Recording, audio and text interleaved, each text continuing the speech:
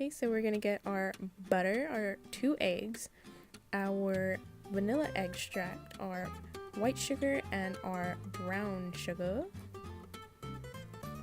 And then we're gonna get our mixer and our beater, and we're gonna mix this for 5 minutes. Now we're gonna do our dry ingredients with the oats, flour. We're gonna get our baking soda, baking powder, and salt, 1 teaspoon each. Mix it all together. Now we're gonna stop our mixer, and we're gonna incorporate our wet and our dried, and we're gonna mix it up, but we're gonna get rid of this bitch ass whisk. Then we're gonna use our hands, cause you know I'm cool like that.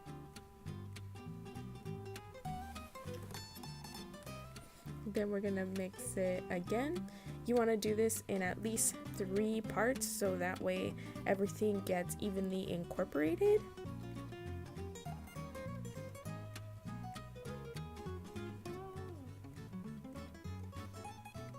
Great technique, Karina. Great technique. Now we're gonna put in our cranberries, do half and half. And we're gonna do the exact same thing with our white chocolates. Do not skimp and get cheap white chocolate.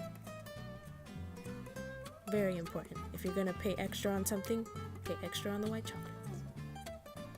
Now we're gonna get our pan and our Pam and grease it up. Now we're gonna get a tablespoon and just scoop them on there, and then bake for 350 for 13 minutes. Put them on a plate to serve, and nom, nom, nom.